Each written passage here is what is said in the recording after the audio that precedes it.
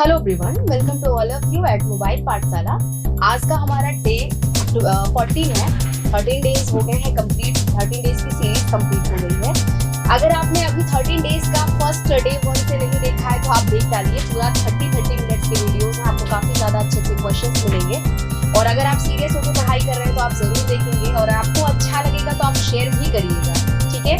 आज का हमारा डे 14 है। डे 14 में आज हम डिस्कस करने वाले हैं कुछ पिलर्स के क्वेश्चन, कुछ ऐसे क्वेश्चन जो आपके 2 नंबर के आ जाते हैं, एग्जाम में पूछे जाते हैं। कुछ फ्रेजल वर्ब से हैं, कुछ वन वर्ड सब्स्टिट्यूशन से हैं। तो सारे क्वेश्चंस को आज हम डिस्कस करेंगे। तो अगर आप पहली बार चैनल पे विजिट कर रहे हैं तो चैनल को सब्सक्राइब जरूर करिएगा, वीडियो को लाइक करिएगा, वीडियो को लाइक करना ना भूलिएगा। और आपकी कमेंट्स हमारे लिए काफी ज्यादा वैल्यूएबल है।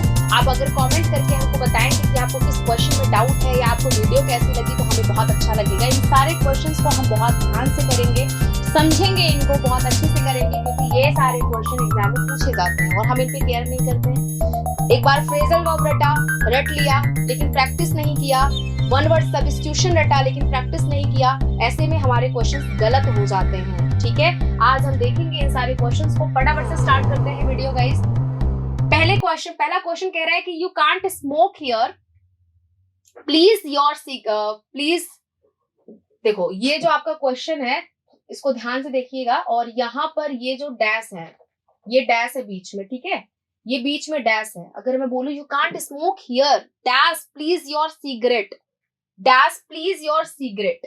अब ये डैश है, इस डैश में क्या फिल कर सकते हो? यहाँ डैश मिसिंग है बट आप ऐसे प्रिटेंड कर लो कि यहाँ डैश है। You can't smoke here dash please your cigarette, क्या हो जाएगा करेक्ट? आप अपने सिगरेट को फूंको यहाँ पर बैठ के, क्या आप अपने सिगरेट को उठा करके फेंक दो? आप यही बोलोगे ना, सिगरेट उठा करके फेंक दो। देखो, पुट आउट का मतलब होता है किसी चीज को बुझाना, है ना। स्टॉप बर्निंग, किसी चीज को बुझाना। तो अब यहाँ पुट आउट का तो ये सेंस निकल करके आता है। पुट अवे का मतलब क्या होता है? पुट अवे का मतलब होता है किसी चीज को सेव रखना, यानी कि किसी चीज को सेव करना या किसी चीज को यूजुअली उसी प्लेस पर रखना जहां वो पहले थी, ठीक है। जैसे कि मैं फॉर एग्जाम्पल पुट अवे का अगर बोलूं तो मैं बोलूं कि I put my book away on the table and stood up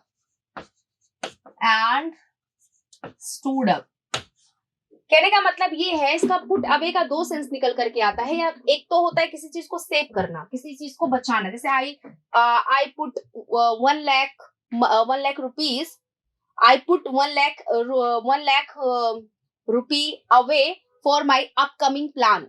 तो पुट अवे का एक तो मतलब आता है सेव करना, एक तो आता है किसी चीज को किसी उसी जगह पर रखना जहां वो पहले थी। पुट डाउन का मतलब होता है किसी की इंसल्ट करना, क्रिटिसाइज करना। पुट अप विद का मतलब होता है सहन करना, टॉलरेट करना। जैसे how she can put up with her with that person, ठीक है। पुट अप विद का मतलब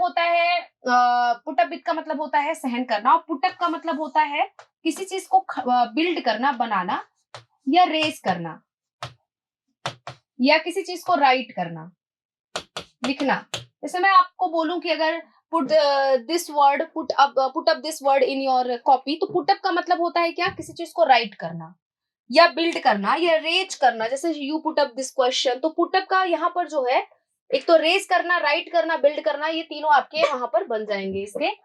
इसका सेंस निकल करके आएगा। अब किसी चीज को बुझाने के सेंस में हम यूज करते हैं पुट आउट, बुझाने के, है ना। Stop burning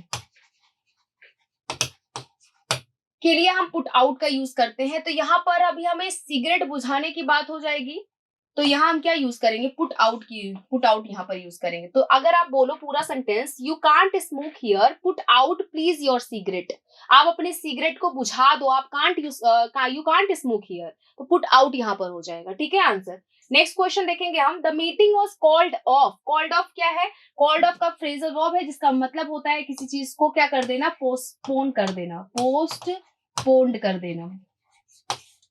The meeting was called off as the weather, जो वेदर है, जो मौसम है आउटसाइड बाहर का, was very रेनी, वेरी रेनी का मतलब होता है काफी ज्यादा, मतलब बारिश हो रही है, काफी ज्यादा।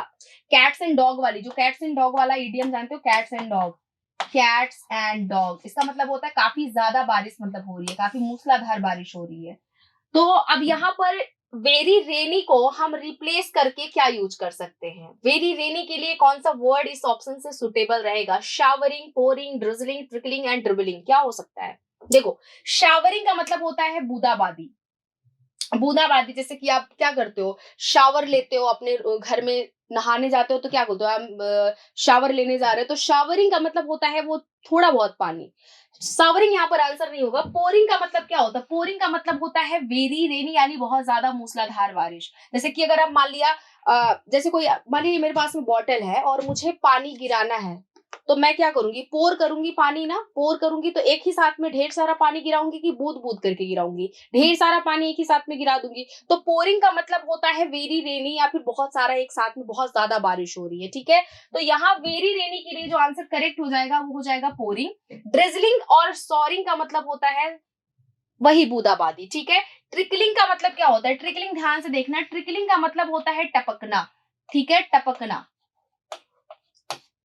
और ड्रिबलिंग का भी मतलब वही होता है, ठीक है। ड्रिबलिंग और ट्रिकलिंग का एक ही सेंस निकल करके आता है, जिसका मतलब होता है टपकना, ठीक है। आंसर क्या बनेगा? बी आपका आंसर बनेगा। चलो आ जाओ नेक्स्ट क्वेश्चन पे। सिनोनिम्स कह रहा है, सिनोनिम आ जाते हैं डिबेकल। डिबेकल का सिनोनिम क्या होगा गाइस? आंसर है triumph, disaster, disaster and discomfiture and degeneration, क्या हो जाएगा? बताएं आंसर। डिबेकल का मतलब होता है पराजय। क्या होता है? पराजय। तो पराजय को आप क्या, इसके लिए सिनोनिम क्या? डिसास्टर, डिस्कम्फीचर, डिजेनरेशन और ट्रिम्फ, क्या यूज कर सकते हो पराजय के लिए? बताओ। तो पराजय के लिए क्या यूज हो सकता है? डाउनफॉल हो सकता है, डाउनफॉल।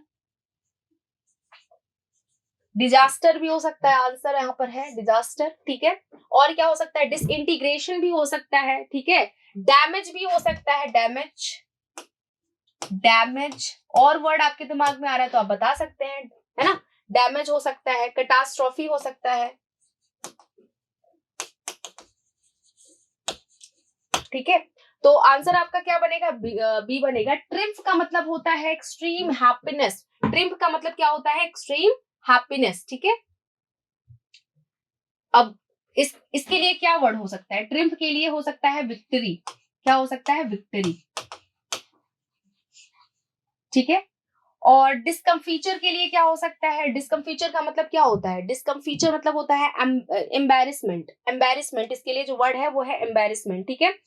तो इसके लिए सिनोनिम क्या बनेगा बताएंगे आप सभी? डिस्कम्फीचर के लिए एम्बैरेसमेंट हो गया, डिस्कम्पोजर हो गया, एम्बैरेसमेंट हो गया, और क्या हो गया? डिस्कम्पोजर हो गया।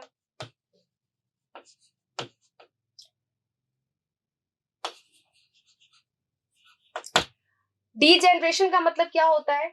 डीजेनरेशन का मतलब क्या होगा गाइस, आप बताएंगे? डाउनफॉल हो जाएगा, डेटोरिएशन हो जाएगा, डाउनफॉल होना, ठीक है, डाउनफॉल होना, डाउनफॉल होना, और क्या? डेटोरिएशन होना।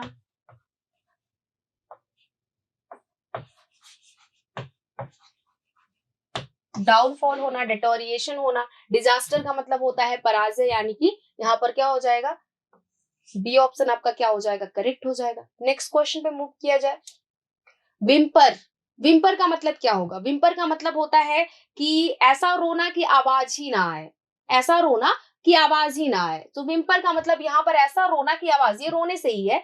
जैसे कि सॉब होना, सॉब करना, और क्या? ग्रोन करना, मोन करना, स्निफिल करना। इसके लिए जो वर्ड आएगा स्निफिल, बहुत अच्छा वर्ड है, स्निफिल करना, स्निफिल करना। और आ जाएगा ग्रोन करना, और क्या करना? सॉब करना, ठीक है। अब देखो यहाँ पर क्या हो जाएगा आपका? स्निफिल, विम्पर करना मतलब क्राई करना, आंसर क्या बन जाएगा? क्राई बन जाएगा। प्रिवेंट का मतलब होता है किसी को स्टॉप करना, स्टॉप करना, रोकना। और इंस्टिगेट का मतलब होता है किसी को प्रोवोक करना, ठीक है, प्रोवोक करना। चलो आ जाओ, इसको कट कर देती हूँ। प्रोवोक करना, प्रोवोक। पैसिफाई का मतलब होता है किसी को काम करना, किसी को मॉलिफाई करना, और किसी को क्या करना? किसी को पैसिफाई करना। यहाँ तो दिया हुआ है, किसी को पैसिफाई करना, किसी को ट्रैंक्विलाइज करना, किसी को ट्रैंक्विलाइज करना, ठीक है, काम करना, मॉडिफाई करना, किसी को ट्रैंक्विलाइज करना, किसी को अपीस करना भी हो जाएगा, किसी को अपीस करना। ठीक है, तो ये सारे आपके क्या हो जाएंगे, सिनोनिम्स हो जाएंगे। आंसर क्या बनेगा आपका, बी बनेगा। नेक्स्ट क्वेश्चन पे बार्टर। बार्टर एक प्रकार का नियम है जो पुराने जमाने में होता था। इसका मतलब होता है चीजों को एक्सचेंज करना। ठीक है, एक्सचेंज करना मतलब आप किसी सामान के बदले आपको कोई सामान मिल जा रहा है तो उसको बोलते हैं बार्टर। तो यानी कि यहाँ पर आंसर आपको दिख रहा है एक्सचेंज करना, एक्सचेंज करना, किसी एक सामान के बदले दूसरा सामान लेना। इंसेन का मतलब होता है सेंट्रिक, पागल, साइकोटिक या फिर सीजियोफ्रेनिक। ठीक है, इंजर का मतलब होता है हर्ट करना और डील करना, व्यापार करना। इसके साथ दो प्रेपोजिशन आता है, विद और क्या, इन। इन आता है चीजों के लिए और विद आता है पर्सन के साथ में। ठीक है, आ जाते हैं नेक्स्ट क्वेश्चन पे। A book containing information on various subject. ऐसी कोई किताब जिसमें बहुत सारी नॉलेज हो, जिसमें सारी नॉलेज हो, उसको हम क्या बोलेंगे। तो देखो, डिक्शनरी और थिजोरस ये सारे वर्ड के संग्रह से है। मतलब अगर बहुत सारे शब्द हो, डिक्शनरी तो जानते हो शब्द संग्रह, तो थिजोरस और डिक्शनरी एक ही चीज है। ग्लोसरी का मतलब होता है लिस्ट। ठीक है, लिस्ट, और ये हर किसी भी चीज के लिए हो सकता है। एनसाइक्लोपीडिया का मतलब होता है विश्वकोश, जिसमें सारे नॉलेज संग्रहित होते हैं, सारे नॉलेज होते हैं, उसको हम बोलते हैं एनसाइक्लोपीडिया। यानी डी ऑप्शन आपका क्या हो जाएगा, यहाँ पर करेक्ट हो जाएगा। ठीक है, नेक्स्ट क्वेश्चन पे आ जाएंगे। स्टडी ऑफ बर्ड्स को क्या बोलते हैं, बर्ड्स के अध्ययन को क्या बोलेंगे। देखो, जब भी अध्ययन की बात आती है, लास्ट में जो आपका सफिक्स होता है वो होता है लॉजी। लॉजी का मतलब होता है नॉलेज या फिर स्टडी। ऑर्निथोलॉजी का मतलब होता है स्टडी ऑफ बर्ड्स, यानी ए ऑप्शन आपका करेक्ट हो जाएगा। एंथ्रोपोलॉजी का मतलब होता है मैनकाइंड के बारे में, यानी ह्यूमन बींग्स के इवोल्यूशन के बारे में अध्ययन करना, वो एंथ्रोपोलॉजी हो जाता है। डर्मेटोलॉजी का मतलब होता है स्टडी ऑफ डिजीज, और न्यूमिस्मेटिक्स का मतलब होता है स्टडी ऑफ कॉइन्स। कॉइन्स का अध्ययन करना, यानी कि डिफरेंट तरह के, यानी कि उस देश के कॉइन्स का अध्ययन करना, अपने देश के कॉइन्स का अध्ययन करना, डिफरेंट देशों के, बहुत प्रकार के देशों को, हर देश की कॉइन्स का अध्ययन करना क्या हो जाएगा, न्यूमिस्मेटिक्स हो जाएगा। ठीक है, ऑर्निथोलॉजी आपका यहाँ पर क्या बन जाएगा, आंसर बन जाएगा। नेक्स्ट क्वेश्चन पे आएंगे हम।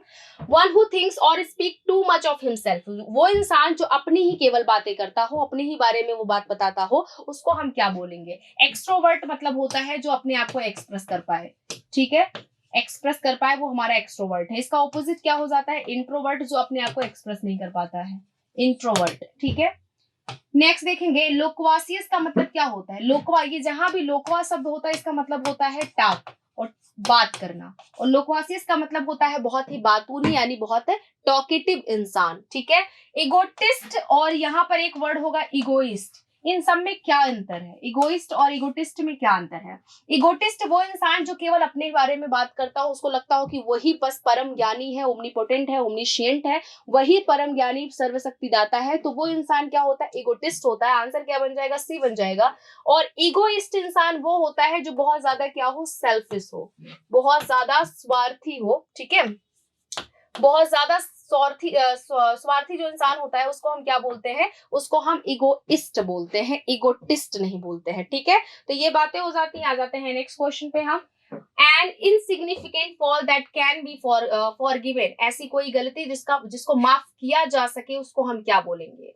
मिसअप का मतलब होता है गाइस एक्सीडेंट होना। पेकाडिलो का मतलब होता है ऐसी कोई भी गलती जिसको आसानी से माफ कर दिया जा सके, वो होता है हमारा पेकाडिलो। ठीक है, तो यहाँ पर आंसर क्या बन जाएगा, बी बन जाएगा। फेलिसी का मतलब होता है मिसबिलीफ, किसी चीज के बारे में आप जो है अंधविश्वास रख रहे हो, तो मतलब फेलिसी है। और फेलोनी का मतलब क्या होता है, फेलोनी का मतलब होता है गाइस, हाँ, तो फेलिसी का मतलब होता है मिसबिलीफ, और फेलोनी का मतलब होता है कि आप क्या है, बहुत ज्यादा आप मतलब मिस कैरेक्टर वाले इंसान को हम क्या बोलते हैं, इसका कैरेक्टर अच्छा नहीं, उसको हम बोलते हैं फेलोनी। ठीक है, नेक्स्ट क्वेश्चन देखेंगे गाइस हम। हैविंग द कैरेक्टरिस्टिक्स और nature of both male and female, ऐसा कोई इंसान जिसके कैरेक्टर क्या है, जिसके मेल और फीमेल दोनों के कैरेक्टर्स हैं, उसको हम क्या बोलते हैं, उसको हम बोलते हैं एंड्रोजीनस। एंड्रोजीनस आपका आंसर बन जाएगा।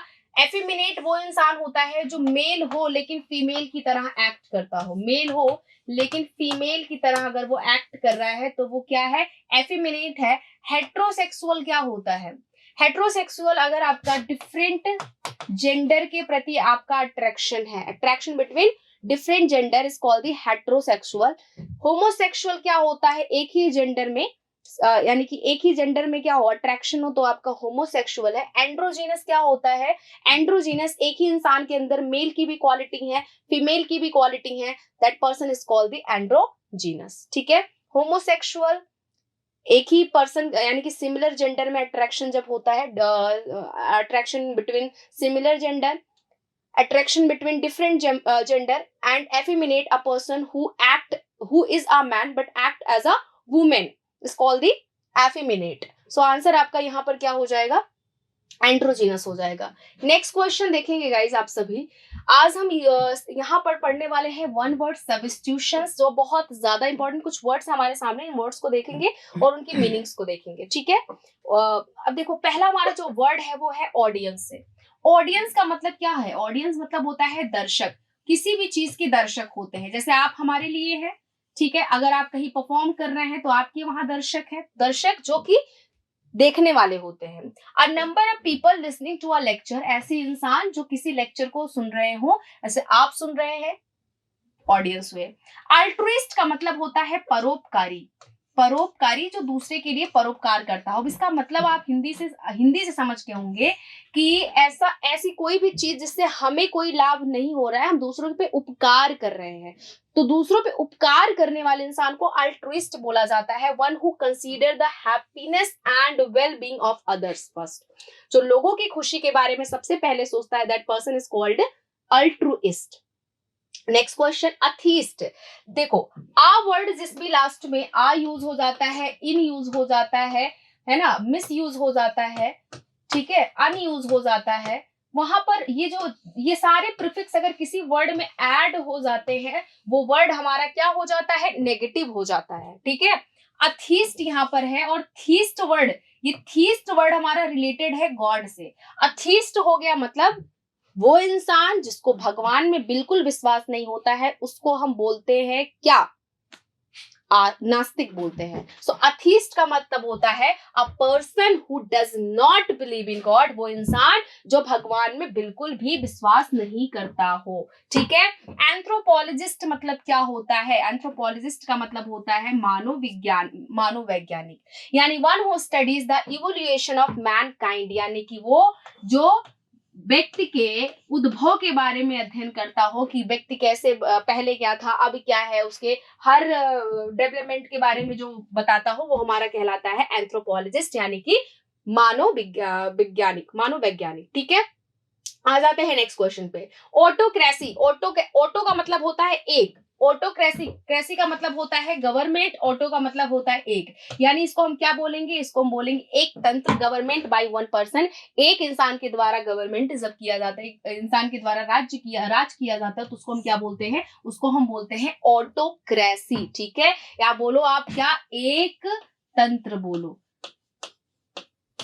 चलो आ जाओ। ऑटोबायोग्राफी, ऑटो मतलब एक, बायोग्राफी मतलब होता है आत्मकथा, ठीक है, या जीवन गाथा।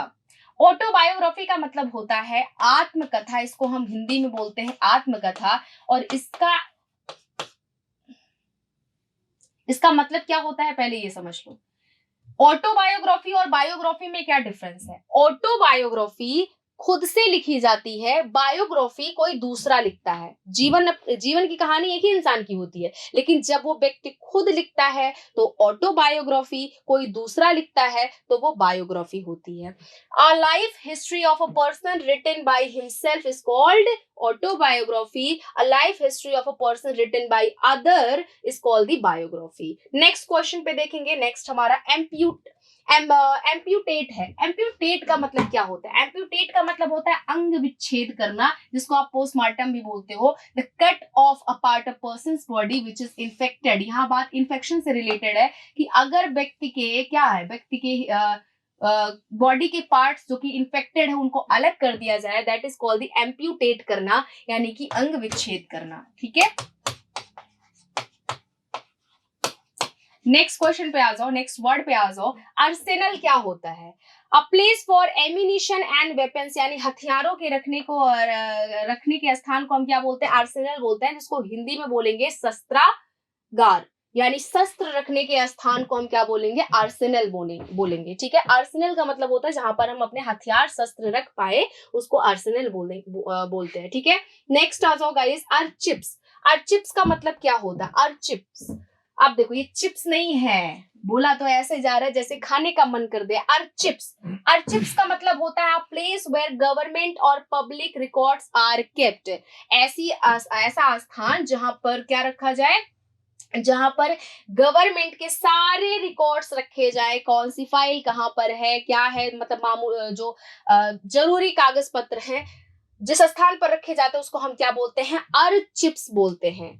एमेट्योर का मतलब होता है a man who does a thing for pleasure and not as profession, यानी वो इंसान जो चीजों को प्लेजर के लिए करता है वो हमारा कहलाता है एमेच्योर। तो ये हमारा एमेच्योर मतलब वो इंसान जो प्लेजर के लिए काम करता हो, कभी भी बोरियत वाला काम ना करता हो, वो इंसान हमारा एमेच्योर होता है। नेक्स्ट क्वेश्चन पे आ जाओ, नेक्स्ट वर्ड पे आ जाओ। अच्छा 10 ही थे तो आज के 10 हमारे कंप्लीट हो गए। 10 हमने क्वेश्चंस किए, 10 हमने वन वर्ड सब्स्टिट्यूशन किया। इसके बाद जो वन वर्ड सब्स्टिट्यूशन की सीरीज आएगी वो मैं आपके लिए धूमधाम से लेकर के आऊंगी, जिसमें वो सारे इंपॉर्टेंट वन वर्ड सब्स्टिट्यूशंस हैं जो एग्जाम में पूछे जाते हैं और एक्सपेक्टेड आपके 2021 में भी पूछे जाए। तो आप उनके लिए तैयार रहिए। उनको कैसे पढ़ना है वो सब मेरे ऊपर छोड़ दीजिए, आपको बस वीडियो देखना है, शेयर करना है, बस इतना आपका काम है। कैसी वीडियो लगी है आप जरूर बताइएगा, शेयर भी करिएगा अपने दोस्तों के बीच में और कमेंट सेक्शन में बताइएगा अगर आपको कोई भी डाउट होगा। Thank you so much guys, bye bye and take care.